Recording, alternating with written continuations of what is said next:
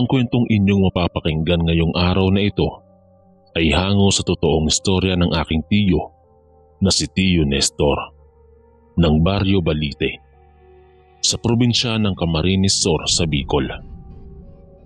Pero bago ko simulan ang lumang kwento na aking ibabahagi sa inyo sa araw na ito, ay hayaan niyo muna akong magpakilala. Ako nga po ay taga Baryo Balite na pamangkin ni Tiyo Nestor. At sa aking pagpapakilala ay itago niyo na lamang ako sa pangalang Totoy. Tao po. Wika ko habang kumakatok sa pintuan ng bahay ng aking Tiyo Nestor. Ano yon? Napakaaga mo naman ata, Totoy. Sagot naman sa akin ni Tiyo Nestor habang hinahaplos pa ang mata na parabang galing pa lang sa tulog. 13 na taong gulang ako noon at hilig ko talaga ang makinig sa mga nakakatakot na kwento tungkol sa mga multo, aswang at iba pang mga elemento. Hindi ko alam kung bakit sa murang edad ko ay imbis na paglalaro o makipaglaro at pag-aaral ang atupagin ko, ay mas nagkakaroon pa ako ng interes sa pakikinig ng mga kwentong kababalaghan. At si Tiyo Nestor nga pati si Lola Basyon na katabing bahay nila ang hilig kong puntahan para lamang makinig sa mga kwento. Minsan nga ay pinipilit ko pa sila na magsalaysay dahil ewan ko ba na kahit nakakapanindig balahibo, tuwang-tuwa pa ako sa mga naririnig ko. Ano, Toy? Hindi ka naman ba hahanapin ng tatay mo? Tanong nito habang tumatawa pa ng kaunti. Mukhang alam na nga niya kung ano ang pakay ko sa kanya. Nagpaalam naman po ako, Tiyo, kila nanay na pupunta ako sa inyo. Siyang tugon ko naman habang nakangiti ang aking mga labi. Sa sobrang pagkagayak na nararamdaman ko, ay sinabihan ko nga si Tiyo na magkwento naman siya sa akin ng mga nakakatakot na istorya. Sinabi niya nga na mamaya na daw at magpapakain muna daw siya ng mga alaga nitong manok at mga bibi. Mga bandang mag-aalas 4 na ng hapon, habang hinihintay ko nga na matapos si Tiyo Nestor, ay nakipaglaro muna ako ng jolen sa anak nito na si Jerome, na 12 taong gulang pa lang noon. Alas 4 na nga ng hapon nang lumabas si Tiyo Nestor ng pinto na may dalang tasa na mayroong lamang kape. Tanong naman nito sa akin kung ano na naman daw na kwento ang gusto kong mapakinggan. Baka daw yung alas niya ang kanyang maikwento. Doon ay bigla akong nagtaka at tinanong ko siya, "Anong alas na sinasabi niyo po, Tiyo?" Tumawa lang ito saglit, sabay lapit ng muka sa tenga ko at sabay bulong, "Pakinggan mo muna." At tumawa pa nga siya. Minsan hindi ko alam kung gumagawa lang si Tiyo ng kwento para takutin ako dahil may pagkamabiruin siyang tao. Ngunit sabi naman sa akin ng asawa nito na si Tia Josie ay totoo naman daw ang mga sinasabi ni Tiyo, kaya naniniwala naman ako. Umupo na nga lang ako at nagsimula ng magkwento si Tiyo Nestor, habang si Jerome ay nasa tabi ko naman at mukhang makikinig rin yata. Narinig mo na ba ang salitang manananggal? Tanong ni Tiyo sa akin at sinagot ko naman ito ng opo. Alam ko din ang itsura nito dahil nakikita ko ito minsan sa telebisyon o sa mga comic book, kaya may idea ako sa mga ikikwento ni Tiyo sa amin. Nang bigla itong magsabi ng, "Hindi lang yan." Napaisip ako at nasabi ko na parang maganda ata ang ikikwento ngayon ni Tiyo sa amin, kaya nakinig na lang ako at si Jerome.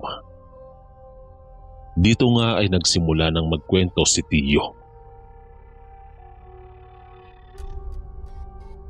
Bata pa ako noon, mga 13 taong gulang din, kasing edad mo, Totoy. Nakatira kami noon sa kabilang baryo, malapit sa sitio Maliblib. Medyo malayo ng unti sa mismong bayan. Mga nasa 20 na kabahayan pa lang noon, kasama na ang sa amin, sapagkat hindi naman masyadong kilala iyon. Taong 1973 noong mga panahon na yon. Tahimik ang lugar namin, hindi nga lang maipagkakaila na may mga masasamang elemento talaga ang naninirahan sa mga malapit na bukid sa aming lugar. Kasi nga hindi naman iyon gaanong dinadayo noon. 3 kaming magkakapatid noon, ang iyong itay at ang iyong tiyahin na si Ninya at ako. Dahil nga sa malayo kami sa mismong bayan, ay kami-kami lang ang magkakalaro noon. Mayroon naman kaming katabing bahay. Hindi naman siya kalakihan at wala namang nakatira na doon, sapagkat namatay daw ang may-ari noon, sabi ni Inay. Medyo luma na din yung itsura ng bahay at parang binabahayan na ng mga engkanto. Sarado lahat ng bintana at pinto nito. Meron din itong katabing malaking puno na maraming mahahabang, parang maliliit na baging. Medyo nakakatakot yung itsura niya. At sa tuwing dadaan nga kami doon, ay nagsisitakbuhan kami nila kuya. Hanggang sa isang araw, namalaya na lang namin na mayroon na doong nakatira. Isang hindi katandaang babae na mahaba ang buhok hanggang bewang. Kung hindi ako nagkakamali, nasa 35 pa lang ata ang edad nun. Nakita namin siya noong naglilinis ito sa labas at nagpapausok ng mga tuyong dahon na galing sa mga puno. Nakakapagtaka kung saan at kung paano yun nalipat doon. Kaya tinanong namin ng inay kung kilala niya ang babaeng iyon. Ang sabi niya ay baka daw kapatid ng may-ari ng bahay. Kaya naniwala na lang kami. Inutusan kami ni nanay na bumili ng 3 lata ng bigas sa sitio para daw may panghapunan kami mamayang gabi. Nadaanan nga namin yung babae at papasok na sana ito ng bahay nang bigla itong tumigil at napatitig sa amin ni kuya. Siya kasi ang kasama ko noon na bumili. Napatingin naman kami ni kuya sa kanya at hindi nga maalis sa mga mata nito sa amin. Hanggang sa makalampas kami ng bahay, ngumiti pa nga ito sa amin ng napaka-weirdo. Nagkatinginan na nga lang kami ni kuya at dumiretso na lang sa paglalakad dahil hapon na noon. Kung nagtataka ka, wala naman kaming pasok noon dahil bakasyon na ng araw na yon. Pabalik na kami ni kuya noon ng bahay at oo, nadaanan nga ulit namin ang bahay na sinasabi ko. Nandun yung babae sa may bintana sa taas. Nakadamit siya ng puti at nakapalda ng itim. Nakatingin na naman ito sa amin. Kakaiba talaga ang mga titig niya. Sa totoo lang, hindi naman namin alam noon ni kuya na aswang pala yun. Sapagkat hindi pa naman kami nakakakita ng aswang. Puro kakaibang tinig lang ang aming naririnig tuwing gabi. Nakakarinig din kami ng mga alulong ng mga aso na hindi namin alam kung saan galing. Pati na rin mga ibon, mga kumakantang engkanto sa puno, pati bata na umiiyak sa may taas ng bahay namin. At ayun na nga, nakarating na kami sa bahay. Naghapunan kami at natulog na. Noon kasi hindi naman uso ang gagala-gala ka tuwing gabi, hindi kagaya ngayon. Mga bandang 9:00 na nga ng gabi at hindi pa ako napapatulog noon. Samantalang sila nanay ay mahimbing na ang tulog. Maingay kasi sa labas, gawa ng mga kakaibang tinig na naririnig ko. Pati na rin ang aso namin na tahol ng tahol sa labas ng bahay ng aming kapitbahay. Nakakapagtaka nga kung bakit ganoon na lamang ang aso namin. Sinilip ko nga ito sa butas ng pader at nakita kong nakaharap siya sa mismong bahay na iyon. Nang bigla itong napatigil sa pagtahol at biglang naging maamo at doon nakita ko ang mukha ng babae na nakatingin sa aming aso na parabang galit na hindi mo maintindihan. Umalis na nga yung alaga namin at babalik na sa bahay. Tiningnan ko ito habang patakbong tinutunton ng daan. Nabigla ako nung pagtingin ko sa bintana ay saktong nakatingin din sa akin yung babae. Tinakpan ko ng kamay ko yung butas, sabay kumot sa aking buong katawan. Kinaumagahan noon, mga bandang 6:00 ng umaga, niyaya kami ni nanay noon at maglalaba daw kami ng mga damit sa ilog. Meron kasing ilog doon malapit sa amin na maraming mga bato. Pagdating namin doon ay nakita namin yung babae na nandun sa gilid ng ilog. Nakatayo ito sa may gilid ng bato habang nakatingin sa kung saan. Nakaputi ulit ito, nakapalda at may balabal na kulay itim. Tinuro ko yun kay inay at pinansin niya nga ito. Tumingin naman ito sa amin, subalit ngiti lamang ang naisagot nito at tumalikod na nga sabay alis. Ako naman ay nagtataka na nung mga panahon na yon dahil pakiramdam ko noon ay parang may kakaiba sa babae. Wala kaya siyang asawa at anak? Nasaan kaya sila? Tanging tanong ko sa sarili ko. Sumapit na naman nga ang gabi. Tapos na kami maghapunan noon at matutulog na sana. Ikinuwento ko kay kuya ang nakita ko kagabi. Sinabi ko sa kanya na huwag muna siya matulog at aabangan namin ng babae. Naniwala naman ito at sumunod sa sinabi ko. Matagal kami nag-antay noon. Mga bandang 11:00 na nga ng gabi. Tulog na sila inay at itay. Pati si Ninya tulog na rin. Nakita namin ang alaga naming aso na papunta sa kapitbahay namin. Minamasdan namin ito at nakatayo ito sa may pinto. May inaamoy na kung anong bagay sa labas ng pinto. Pumasok ito ng dahan-dahan sa pintuan at doon ay lumabas nga kami ni kuya at sinundan namin ang aming alaga.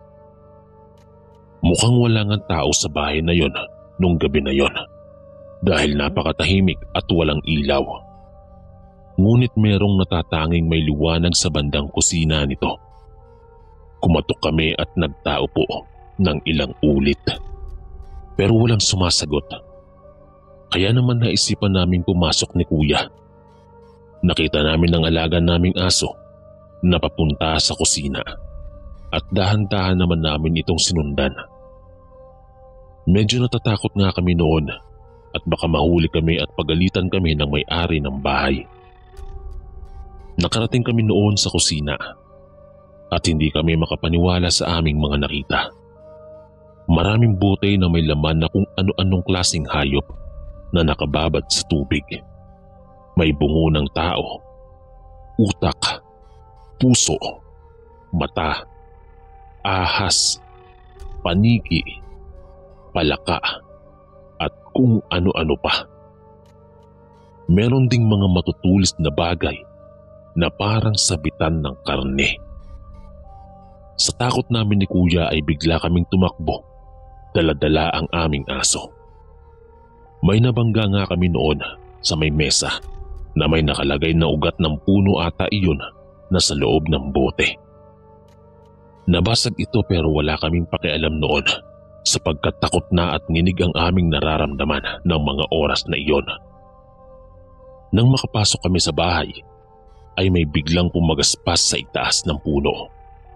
Sa lakas ng pagaspas, para ba itong may pakpak na malaking malaki. Tumakbo si kuya papunta ng higaan, samantalang ako naman ay sinilip ko kung ano yon. Ngunit wala akong ibang nakita, kundi isang maitim na pusa na papasok sa bahay ng aming kapitbahay. Kitang-kita ko ang itsura nito. Mapula ang kanyang mga mata at matutulis sa mga kuko na halos kasing laki ng alaga naming aso ang kanyang itsura. Nanlaki ang aking mga mata at sa takot ko ay napatakbo ako ng mabilis papunta sa higaan at nagdasal ng nagdasal hanggang sa nakatulog na nga ako na magulo ang isip dahil sa mga nangyari. Kinaumagahan na ikinuwento namin niyon kay inay at itay. Pinagalitan nga kami dahil kung ano-ano daw ang sinasabi namin na mga kabaliwan tungkol sa kapitbahay namin. Wala kaming nagawa ni kuya noon hanggang sa hinayaan na lang namin iyon. Mga 2 araw na ang nakalipas mula nang mangyari yon. Mga bandang hapon noon ay naglalaro kami nila kuya ng batuhang bola sa may malapit sa bahay. May pwesto kasi doon na patag at doon lagi ang palaruan namin. Nung ako na ang binato ay napalayo ang bola dahil sa lakas ng pagkakabato ni kuya sa akin. Tiningnan ko ito at nakita kong nakarating iyon sa tapat ng bahay ng babae. Dali-dali akong tumakbo para kunin sana yon nang biglang lumabas ang babae at kinuha ang bola. Napatigil ako bigla noon at napatingin kila kuya. Tapos ay tumingin ako sa babae. Paglingon ko ay nakatutok na yung kamay niya sa akin. Hawak ang bola na laruan namin. Sinabi pa nga nito sa akin, "Halika, kunin mo." Habang nakaseryosong titig sa akin. Kinakabahan ako noon habang lumalapit sa kanya para kunin yung bola.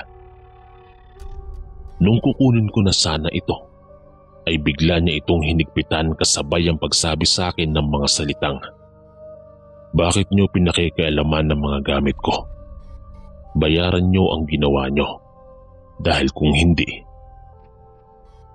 Habang nakatitig sa aking mga mata, titig na para bang sobrang galit na nararamdaman.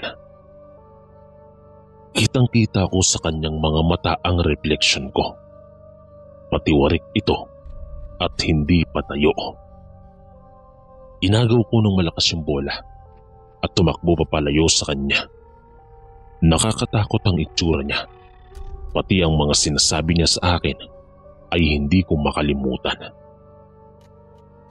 Paglingon ko sa kanya ay nakatalikod na ito at may dalang kahoy at nakaharap sa malaking puno na katabi ng bahay niya. Napakawirdo niya kung titignan. Para bang hindi siya normal na tao. Tinapos na nga namin ang paglalaro noon at umuwi na kami para maligo. Maggagabi na kasi noon, baka maengkanto pa kami. Nakaligo na kami at nakapaghapunan na rin. Matutulog na rin kami noon. Si Itay ay aalis ng gabing iyon. Gawa ng pupunta daw siya sa sityo at makikipagkwentuhan habang nagiinuman. Hindi nga sana siya papayagan ng inay dahil baka mapano pa daw ito sa daan. Subalit mapilit ito. Paminsan-minsan lang naman daw kasi siya umiinom. Hindi naman palagian. Umalis na nga si Itay noon at kami ay natulog na. Maliwanag ang kalangitan ng gabing yon. Gawa ng malaki ang buwan na kahit hindi ka na mag-flashlight ay makikita mo ang daan at hindi ka maliligaw. Mahimbing na ang tulog namin noon nang biglang dumating ang Itay galing sa inuman. Mga bandang 2:00 ng madaling araw yon. Humahangos ito, pawis na pawis at parabang hindi lasing. Wala siyang dalang flashlight o ilaw, samantalang nung pag-alis niya ay meron. Yung mukha niya ay parabang takot na akala mo ay nakakita ng multo sa daan. Binigyan naman ito ni Inay ng tubig, pampakalma. Matapos iyon ay nagkwento na si Itay. Papauwi na daw sana siya noon nang may madaanan daw siyang isang malaking aso sa daan. Kulay itim daw ito.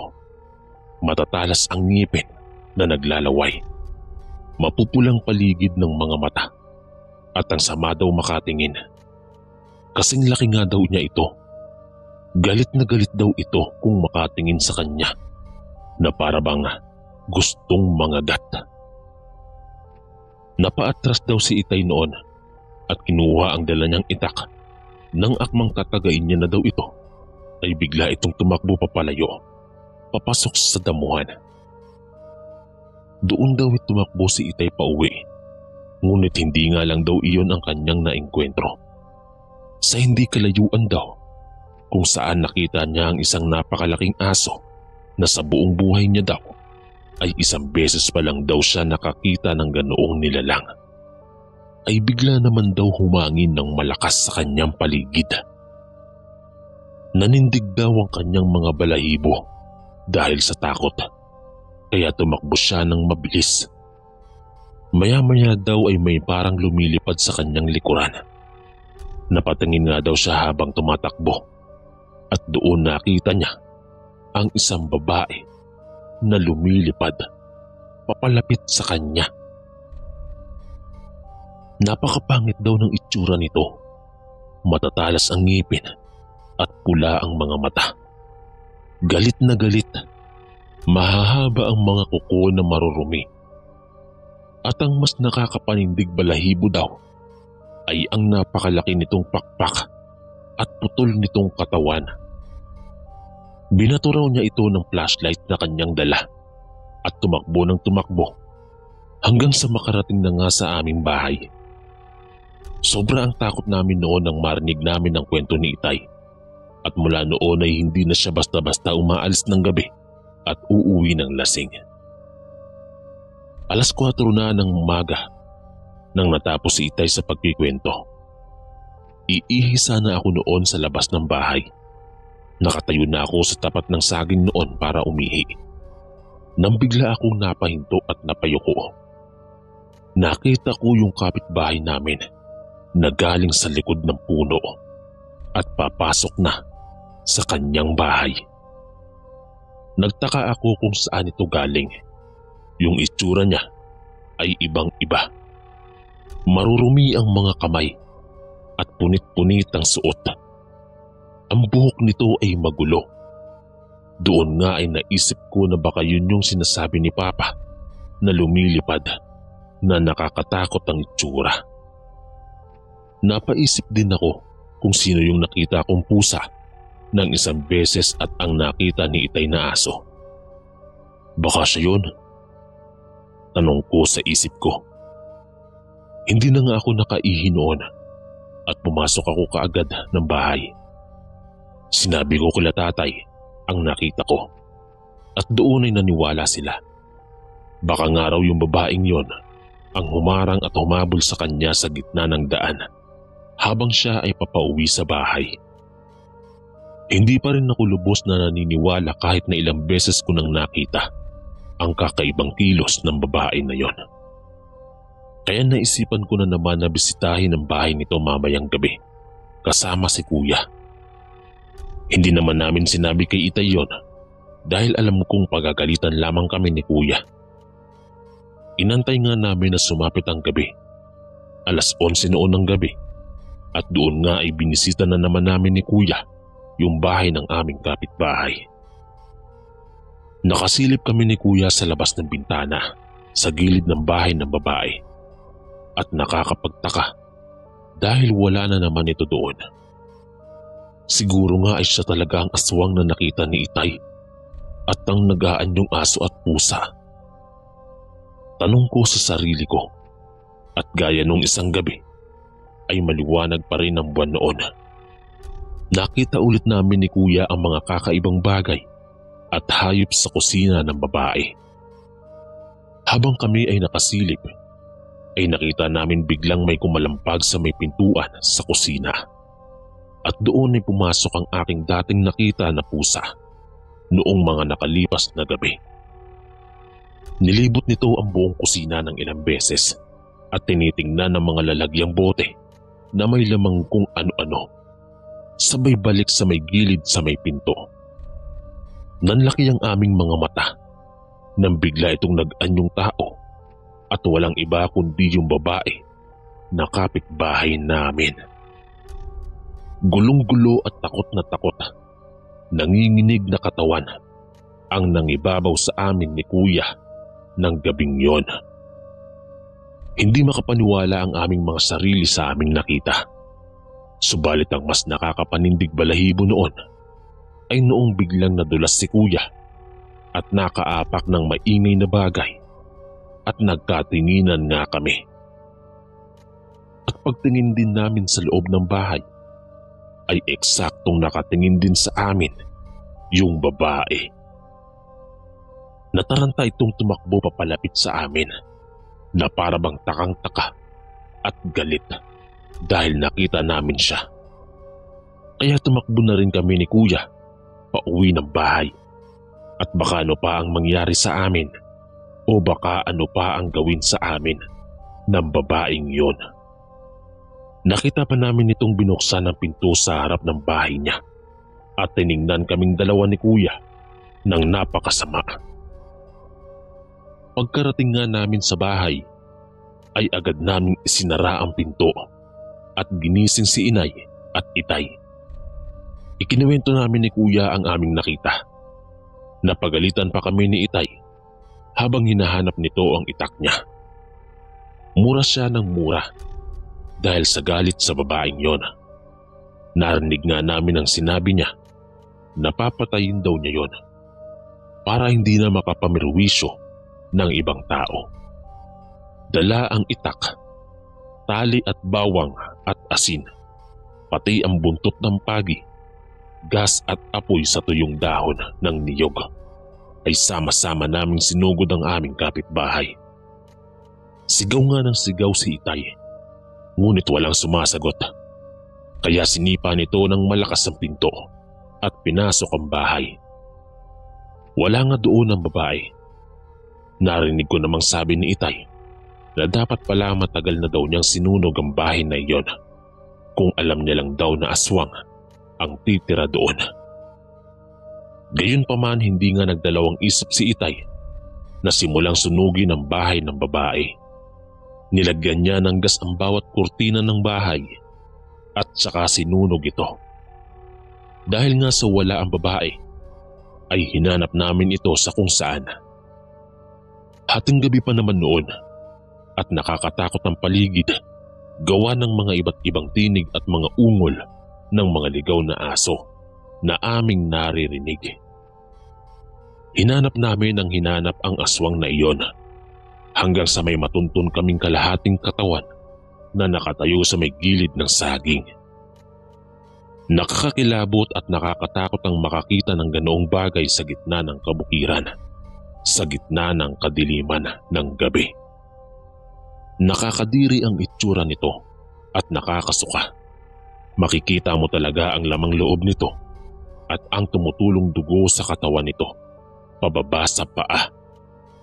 Sinabi ni Itay na baka katawan niyo ng babaeng manananggal. Yun pala yung sinasabi niya na lumilipad at doon nga nalaman ko kung ano ang tawag doon at kung anong nilalang yon. Naisipan nga ni Itay na hintayin daw muna namin na bumalik ang babae sa katawan nito at saka namin sasabuyan ng bawang at asin at itatali at hahampasin ang buntot ng pagi hanggang sa mamatay daw ito.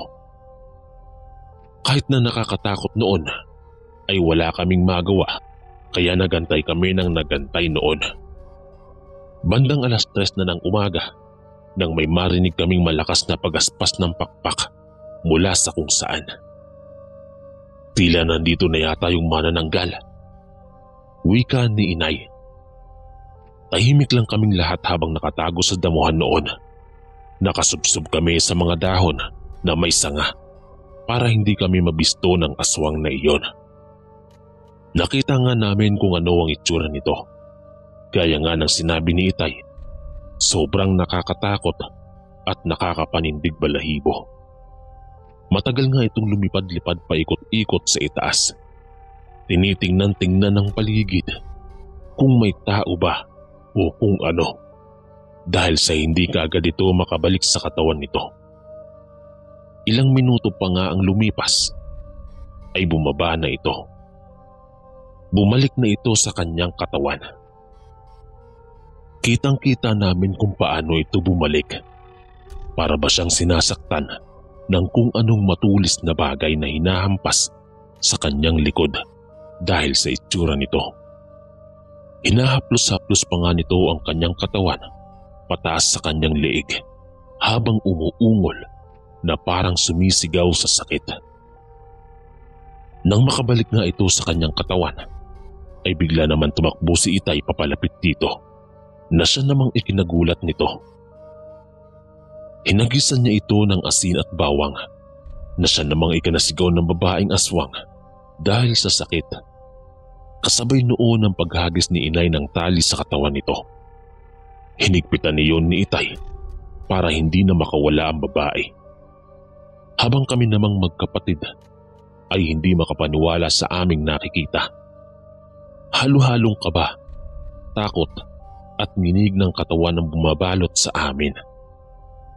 Nang matalian na nga ito ni Itay, ay panay ang sigaw nito, dala pa ng paghagis namin ng maraming asin sa babae. Hinampas-hampas ito ni Itay ng buntot ng pagi habang minumura, hanggang sa manghina ito.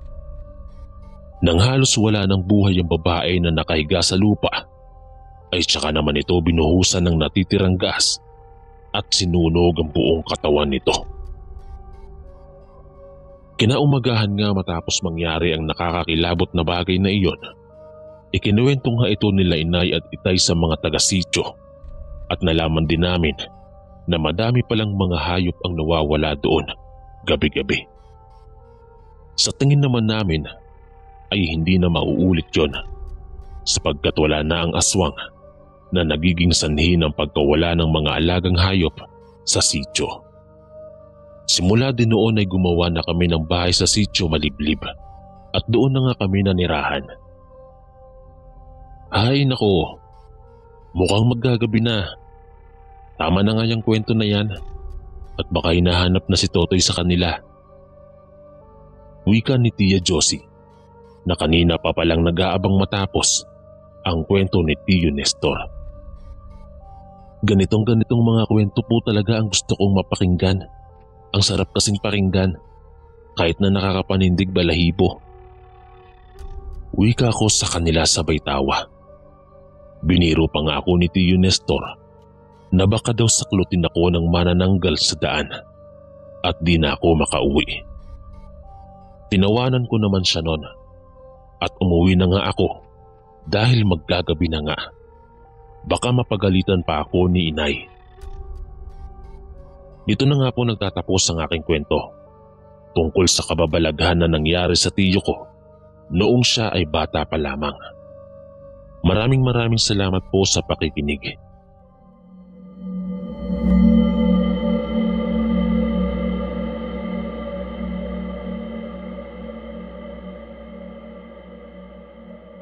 Isang mapagpalang araw sa lahat ng tagapakinig sa channel na ito. Nais ko pong ibahagi sa inyo ang aking karanasan patungkol sa aswang. Nang minsang mangyari ito mismo sa baryo kung saan ako naninirahan. Tawagin niyo na lamang po ako sa pangalang Rebecca. Hindi ko po tunay na pangalan. Kasalukuyan kaming naninirahan kasama ng aking inay dito sa Santa Isabel. Maaga akong naulila sa aking ama dahil sa maaga siyang pumanaw dahil sa sakit sa puso. Ang nanay ko ay mag-isa akong itinaguyod nito sa pamamagitan lamang ng pakikilabada sa aming mga kabaryo. Maaga akong namulat sa realidad ng buhay. Hindi na din ako napag-aral ng aking inay dahil na din sa kahirapan. Nang tumungtong ako sa edad na 10, ay alam ko na din kung paano maghanap buhay. Tandang-tanda ko noon na naglalako ako ng mga kinukuha kong mga gulay at ibinebenta ko sa mga bahay-bahay. Bali ang kabahayan namin ay malapit sa sapa. Kaya ang ibang bahay ay may silong. Malapit kami sa bahay ni Aling Felicidad. Si Aling Felicidad ay kaibigan ng aking nanay nung sila ay mga bata pa lang. Hanggang ngayon naman, dahil sa mas nakakaangat ang buhay ni Aling Felicidad, ay sa tuwing kinakapos ng pera ang aking inay, ay kay Aling Felicidad ito nang hihiram. Ngunit isang araw ay hindi napapansin ng aking nanay na hindi lumalabas ng bahay ang kanyang kaibigan. Kaya nagpasya ang nanay na sa hapon din yon ay pupunta kami sa bahay ng kanyang kaibigan para kamustahin ito. 3:00 ng hapon nang pumunta kami sa bahay ni Aling Felicidad. Ngunit nabigla ang nanay ko nang makita niya ang kalagayan ng kanyang kaibigan. Namumugto ang mga mata nito at malaki din ang ipinayat ng katawan nito. Pati ako ay nabigla dahil nung isang araw lamang ay masaya pa itong nagwawalis sa kanyang bakuran. Naikwento ni Aling Felicidad ang nangyari sa kanya nang minsyang nagpamalengke siya. Naglalakad siya habang hinahanap ang kanyang pambayad sa kanyang bulsa. Ngunit hindi niya ito makapa. Maya-maya pa ay may nakabangga siyang isang babaeng may katandaan na. Maputi na ang mga buhok nito. Hindi niya kilala ang matanda dahil bago sa kanya ang mukha nito. Galit na binulyawan ng matanda ang kaibigan ng nanay na si Aling Felicidad. Agad siyang humingi ng tawad, ngunit sadyang hindi nawawala ang galit nito. Marami nang tumitingin sa kanila, kaya agad siyang naglakad paalis. Habang papalayo si Aling Felicidad, ay lumingon ito ulit para tingnan ng ali. Galit na galit ang mga mata nito at kitang-kita ang paglabas ng mga ugat nito sa sintido. Natakot si Aling Felicidad, kaya agad siyang napatakbo paalis sa palengke. Ang hinala ni Aling Felicidad ay nabati siya nito dahilan ng bigla niyang panghihina. Bigla kong binasag ang pag-uusap nang dahil magpapaalam na ako sa nanay ko. Mangunguha pa kasi ako ng gulay na ititinda ko. Sa totoo lang, hindi ako naniniwala noon sa mga aswang dahil na din siguro sa batang edad at wala din akong naririnig na kwento tungkol sa mga ito.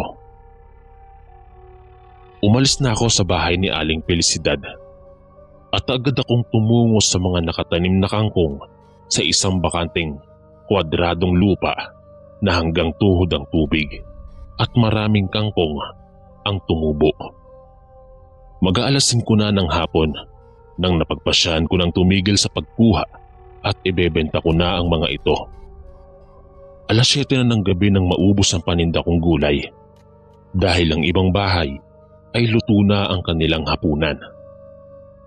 Sinabi ko na lang na aagahan ko na lang sa ibang araw. Linggo-linggo ako noon kung magtinda ng gulay dahil ayaw ko naman abusuhin ng kangkungan at iba pang gulay na ginagawa kong hanap buhay.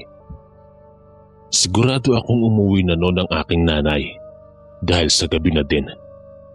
Bago ako dumiretso sa aming bahay, ay dadaanan ko muna ang bahay nila Aling Felicidad.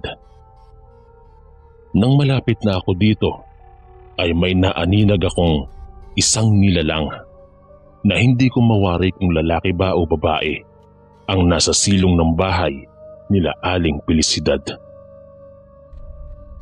Pinagmasdan ko muna ang ginagawa nito Nakita ko pa na parang may dinidilaan siya sa isang sulok ng bahay nila Aling Felicidad.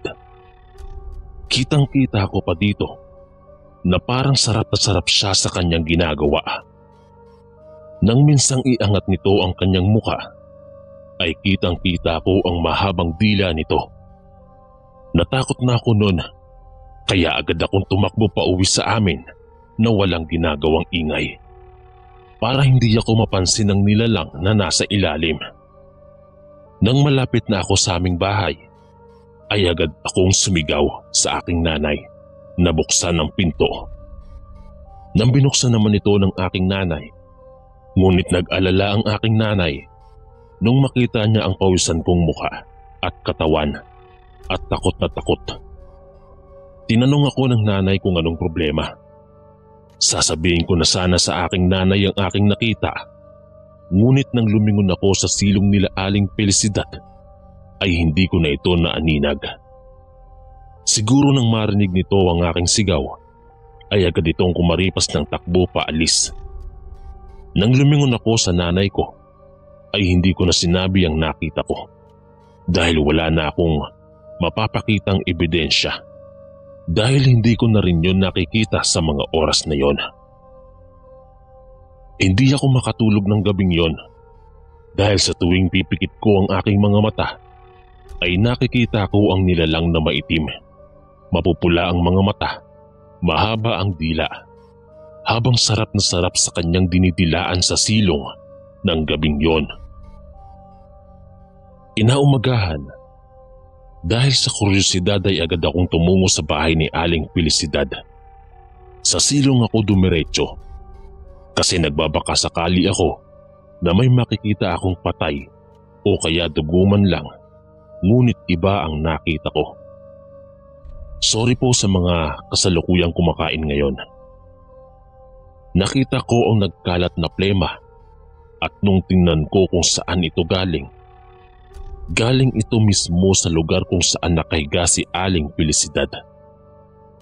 Suka ako ng suka habang iniisip ko ang pagdila ng aswang na sigurado akong yung plema ni Aling Felicidad ang kanyang dinidilaan. Nang dahil sa nakita ko, ay nagtanong ako sa nanay ko kung totoo ang mga aswang. Sabi naman nito na oo. Tinanong ko din kung kumakain ba sila ng plema ng tao. Ang alam daw ng nanay ay oo, dahil daw mabango at masarap daw ito sa mga aswang, lalo na kung galing sa taong may malubhang karamdaman. Maraming naikwento sa akin ng nanay ko ng araw na yon tungkol sa iba't ibang uri ng aswang at sa mga pangontra nito, at napag-alaman ko din na ang tawag sa aswang na nakita ko ay manininghot. Ito ang tawag sa mga aswang na kumakain ng maduduming niluluwa ng may sakit na tao, kagaya na lamang daw ng plema. Hindi ito lumilipad. Malakas daw ang mga aswang na ito at maliwanag ang mga mata sa dilim. Dagdag pa ng aking inay. Sasabihin ko na sana ang nakita ko nang biglang may tumawag sa nanay ko, kaya naputol ang aming usapan. Si Isko pala ang tumatawag kay nanay at hinahanap ako nito. Si Isko ay nag-iisang kaibigan ko.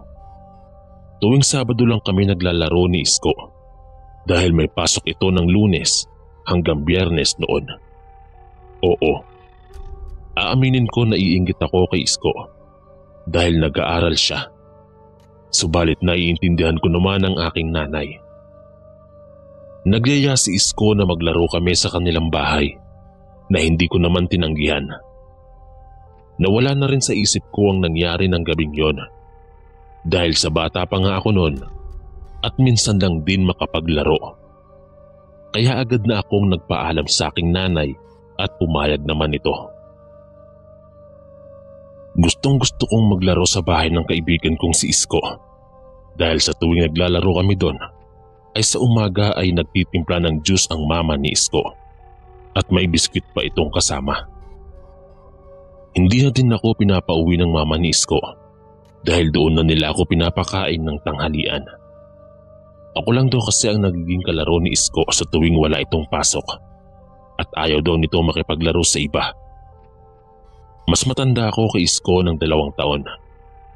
Masaya ako ng mga araw na yon dahil matagal din bago ako makakain ulit ng pritong manok. Pagkatapos namin kumain ng pananghalian ay tandang-tanda ko pa na nanonood kami noon sa sala nila Isko. Masagana ang buhay nila Isko dahil ang ama nito ay nasa ibang bansa. Kaya lahat ng gusto ni Isko ay binibigay naman ng kanyang magulang. Lumipas ang mga oras nang mapansin kong madilim na.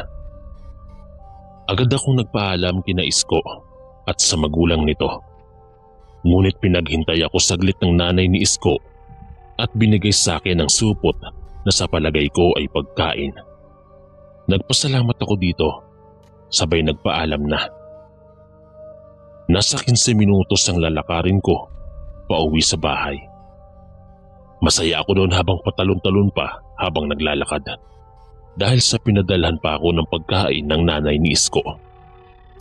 Ngunit nang malapit na naman ako sa bahay ni Aling Felicidad ay nakita ko na naman ang nilalang, ngunit sa kakaiba nitong posisyon.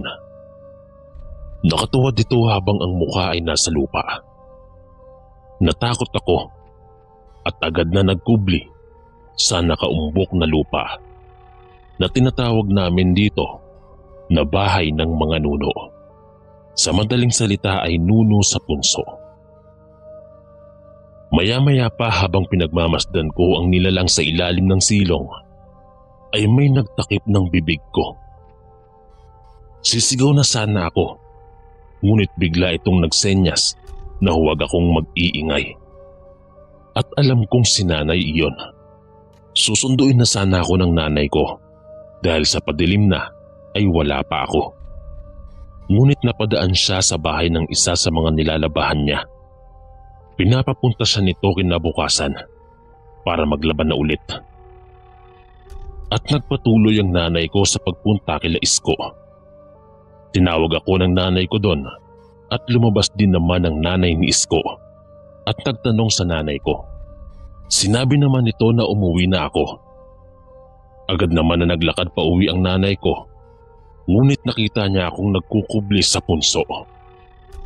Dahil sa kuryosidad ng nanay ko ay nilapitan ako nito, ngunit nakita nitong titig na titig ako sa isang direksyon. Gugulatin niya daw sana ako, ngunit siya ang nagulat nang makita niya ang nilalang. Agad itong nagsenya sa akin nang huwag akong maingay. Dinig na dinig ng nanay ang malalakas na ubo ng kanyang kaibigang si Felicidad. Sabay iluluwa ang maduming natatanggal nito galing sa lalamunan. Nasusuka na ang nanay ko sa nasasaksihan namin, kaya wala kaming ingay na ginawa para umalis sa pinagkukublihan namin. At nang malapit na kami sa bahay, ay papatakbo na kami ng nanay ko na pumasok sa loob. Doon na ako naiyak dahil sa takot.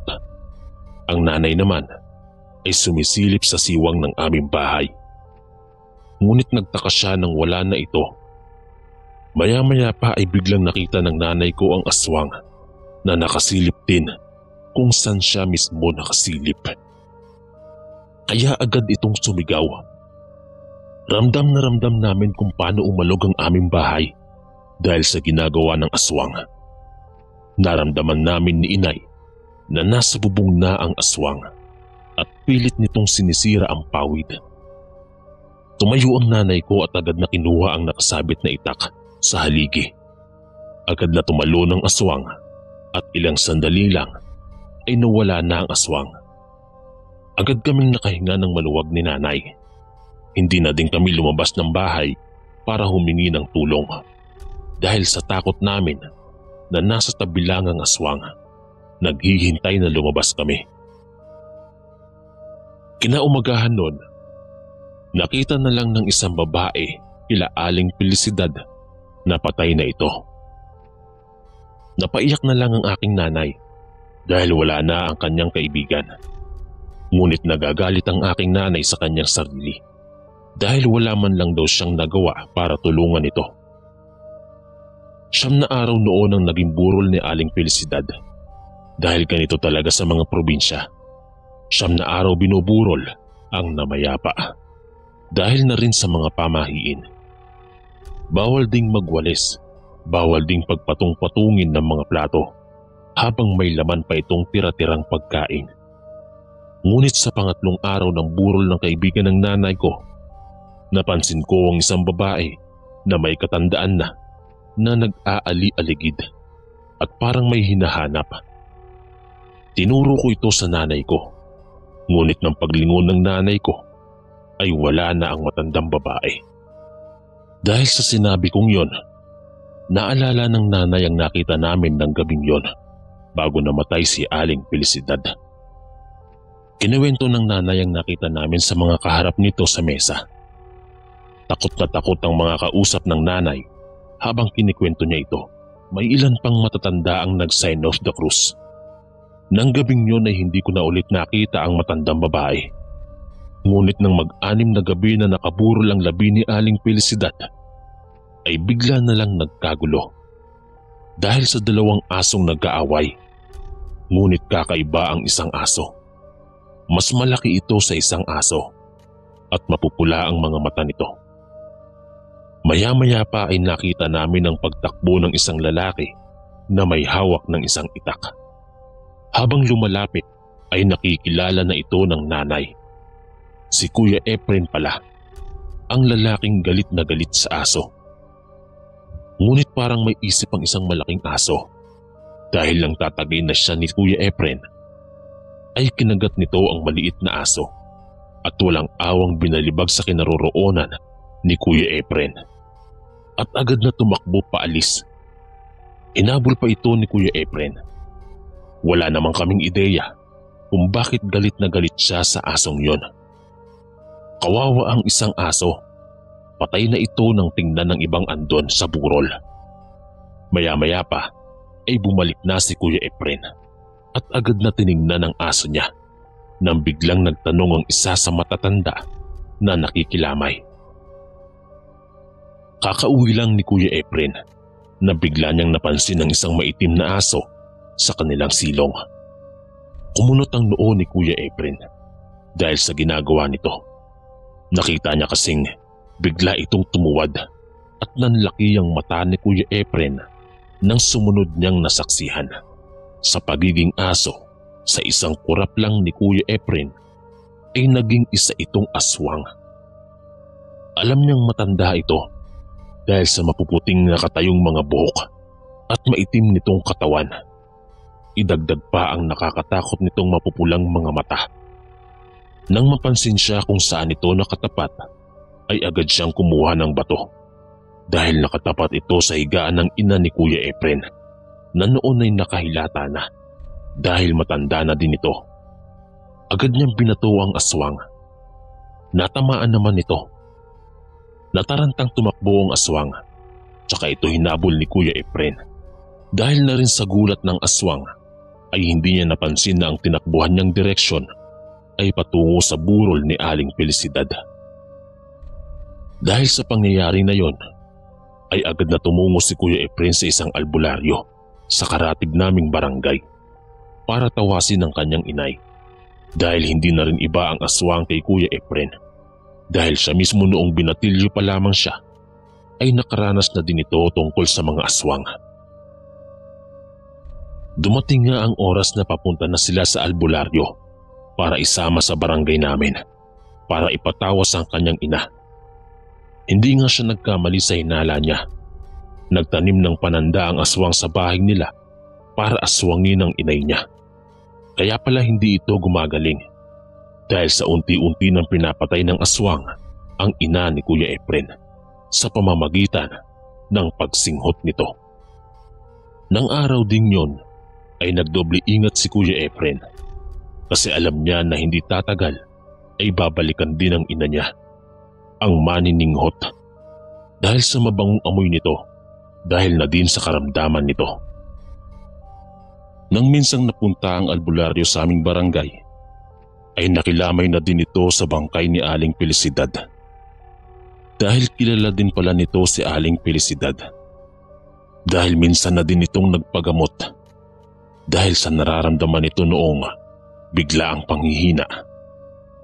Nakausap nito ang inay ko, kaya naman sinabi din ng inay kung ano ang ikinamatay nito. Napailing na lang ang matandang albularyo at sinabing sana noon pa daw ay nalaman niya na agad ang sakit nito dahil baka nagamot niya pa daw ito. Maya-maya pa ay inutusan ng albularyo ang ilang lalaki na buhatin ng kabaong nito at idaan sa bintana para sigurado daw na hindi napalitan ang katawan nito ng barani ng saging.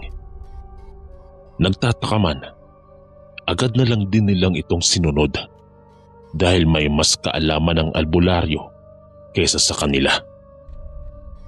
Ayaw sana pumayag ng nagsilbing bantay kay Aling Felicidad dahil ito na lang daw ang alaala niya sa babae. Dahil sa kuryosidad ko, ay agad akong tumayo at pumunta malapit sa may bintana. Nang iangat na ng mga nagbubuhat ang kabaong at idaan nito sa bintana, nang binaba nila ito ay kitang-kita ko ang pagbabago ng muka sa bangkay ni Aling Felicidad. Hanggang sa naging isang malaking putol na barani ng saging. Napamura ang albularyo sa nakita. Sobra na daw ang kahiyupan ng aswang. Kahit bangkay ay hindi na pinatawad. Sobrang hagulgol ng lalaki nang makita niya ang nasa loob ng kabaong. Tiyahin niya pala si Aling Felicidad at malaki ang utang na loob niya dito dahil dito siya lumaki. At kay Aling Felicidad niya rin naramdaman ang kalinga ng isang magulang. Agad na kinausap ng albularyo ang lalaki at sinabing gaganti tayo. Hahanapin natin kung nasaan ang aswang. Sa kabilugan ng buwan babalik ako dito para mahuli natin ang sumasalot dito sa inyong baryo. Kinaumagahan ay pinalibing pa din ng lalaki ang tiyahin nito, ngunit isang larawan na lamang dahil wala na rin ang katawan nito. Pagkatapos lamang ng libing ni Aling Felicidad, ay agad na nasundan ng pag-aaswang ng manininghot. Binalikan nito ang inay ni Kuya Efren. Kasalukuyang natutulog sila ng mga oras na ito nang naririnig nila ang nakakadiring pag-ubo ng kanyang inay na tumutunog sabay iluluwa sa butas. Maya-maya pa ay narinig ni Kuya Efren ang kanyang inay na umuungol na para bang may gustong sabihin. Maya-maya na wala ang ingay. Nakiramdam lang si Kuya Efren nang mapansin niyang may maingay sa ilalim. Dahil dinig niyang paglagok ng lalamunan habang dinidilaan nito ang niluluwa na kanyang ina. Agad siyang napabalikwas ng bangon at kinuha ang itak. Hindi nga siya nagkamali sa kanyang hinala na babalik ang aswang. Marahang naglakad palabas si Kuya Efren at agad na bumaba sa silong. Nang malapit na siya sa aswang na noon ay sarap na sarap sa pagdila sa lupa ng mga niluluwang plema galing sa kanyang ina, ay may naapakan siyang kahoy. Kaya nakagawa ito ng ingay. Biglang napalingon sa kanya ang aswang at agad niya itong tinaga at biglang tumakbo ang aswang sa kabilang bahagi ng sapa at agad na nilamon ng kadiliman. Agad siyang sumigaw ng aswang at sabay-sabay na nagsilabasan ng mga tao at nang makita nila si Kuya Efren na humihingi ng tulong para hanapin ng aswang, ay bigo silang makita ito. Nang pagbalik ni Kuya Efren ng bahay para tingnan ng kanyang ina, ay iyak na lang ang kanyang nagawa dahil sa wala na rin itong buhay. Ngunit sawing makuha ang katan nito dahil sa nakita ni Kuya Efren ang aswang.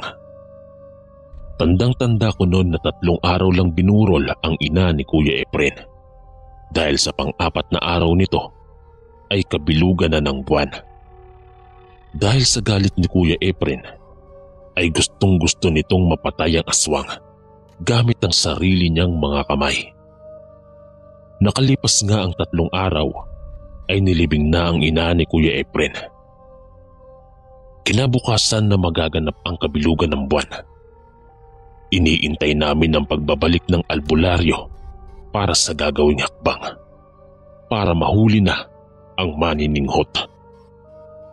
Ilang oras pa ang lumipas, saktong 11:00 ng tanghali nang dumating ang albularyo. Dala ang mga gamit nito. Maghihintay lang daw sila hanggang 6:00 ng gabi dahil agad na lalabas ang bilog na buwan. Naghintay kami hanggang 6:00. 4:00 pa lang ay pinaghanda na ng albularyo ang mga lalaking lulusob. Sa oras na makitang matanda ang kinaroroonan ng matandang babae, agad namang nagsikuhaan ng itakang mga kalalakihan, kasama na dito si Kuya Efren. Sumapit ang 6:00. Kitang-kita ko kung paano gilitan ng albularyo ang isang puting manok at agad na pinaikot nito ang dugo kung saan siya umukit ng bilog. Maya-maya pa ay nag-usal ng dasal ang albularyo. Lumapit pa ako para makita pa ng malapitan ang ginagawa ng albularyo. Nakita ko sa bilog ang isang damit ng inay ni Kuya Efren bago ito namatay. At damit ni Aling Felicidad bago din ito namatay. Hindi ko marinig ang sinasabi ng albularyo dahil parang binubulong lang nito sa hangin ang orasyon. Maya-maya pa ay biglang dumilat ang albularyo at may sinabi ito, "Pagtawid nyo sa sapa na to, baybayin nyo lang diretso at may makikita kayong isang maliit na kubo at doon nagtatago ang aswang." Naalala ni Kuya Efren nang minsang nakita niya ang aswang sa kanilang silong at nang mataga niya ito ay agad itong tumakbo patungo sa kabilang sapa at agad na nawala sa dilim. Mabilis na kumilos si Kuya Efren at ang mga kasamahan nito at binaybay ang sinabi ng albularyo. Nanatili ang kuryosidad ko sa ginawa ng albularyo at dahil sa mga bata na nandun sa baryo namin ay ako ang matanda. Kaya agad kong tinanong sa albularyo kung anong ginagawa niya para matunto ng bahay ng aswang kahit na hindi niya ito nakikita. Sinabi naman sa akin ng albularyo na minsan ay hindi lang mata ang nakakakita kundi na rin ang lakas ng pakiramdam ay nakakakita din. Kaya siya pabulong na nag-oorasyon dahil pinapadaan niya sa hangin ang kanyang pakiramdam. Dahil sa bata pa noong mga panahong yon ay namamangha ako sa ginawa ng albularyo. Sa iba pong makakarinig ng kwento, paki-comment po kung tama po ba ang pagkakaintindi ko sa orasyon na ginawa ng albularyo at sa paraan nito sa pagtingin kung saan mismo makikita ang bahay ng aswang sa pamamagitan ng hangin at lakas ng pakiramdam. Nang nakatawid na sina Kuya Efren at mga kasamahan nito, malayo-layo na din ang kanilang nilakad. Nang makaaninag sila ng maliit na liwanag sa hindi kalayuan sa kinaroroonan nila. Kaya mas nagdoble ingat pa sila para hindi sila marinig at di makawala ang aswang. Maya-maya pa ay nakalapit na sila sa bahay. Dahan-dahan na binuksan ni Kuya Efren ang pintuan, ngunit nabigla siyang makalmot ng aswang sa braso, na noon ay kitang-kita nila ang nanlilisik nitong mga mata, na agad nang nagpalibot sa bahay ang mga lalaki para hindi makawala ang aswang. Pumasok ang 3 lalaki na kasamahan ni Kuya Efren. Agad na inundayan ng taga ng isang lalaki ang malaking nilalang na nakatayo ang mapuputi nitong mga buhok, maitim na balat at mahahaba nitong pangil. Natamaan niya ito sa tiyan at kitang-kita nito ang paglaglag ng lamang loob nito. Nakita iyon ni Kuya Efren na noon ay iniinda pa ang sakit sa braso. Bigla siyang tumayo at sinaksak ito.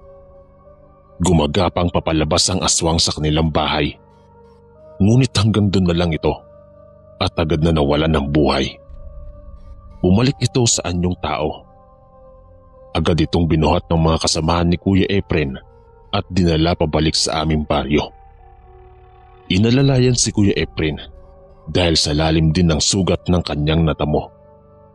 Nagpapasalamat din siya kasi walang napatayang aswang sa isa sa mga kasamahan niya. Ilang oras pa ang lumipas ay dala-dala nila Kuya Efren ang bangkay ng matandang babae at nakilala agad ito ng lalaking nagbantay kay Aling Felicidad. Ito yung matandang babae sa palengke na nakabangga ng kanyang tiyahin. Malubha din ang sugat ni Kuya Efren sa kanang bahagi ng kanyang braso.